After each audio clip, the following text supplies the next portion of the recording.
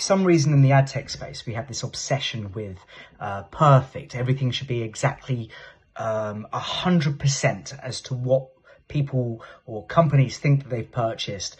And I think aiming towards 100% is a wonderful ideal, but that's really all it is. It's an ideal. I want to kind of make the case for people understanding, or companies understanding, that there are needed margins of error.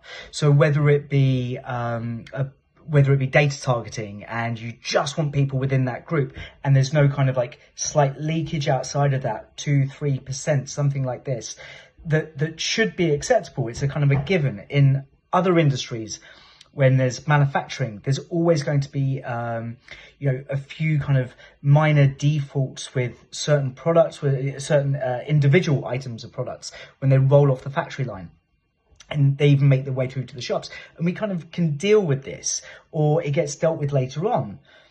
Yet in ad tech, it's an obsession with perfect. And I think that we need to give a little bit of leeway to companies for basically, for that margin. I was reading yesterday Dr. Fu's report about, it was basically looking at the whole Colossus and the AdTech's report, and showing that yes, there are the odd impressions, but there's going to be a lot of SSPs that will not have a perfect, or not have a true cookie match.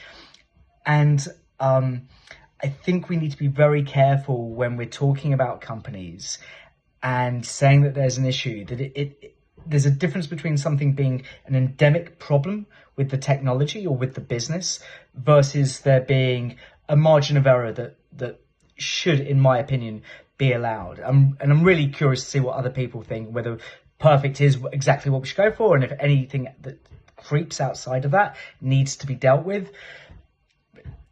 Whether you think that or not, that's your view, but I'm really interested in hearing other people's opinions too.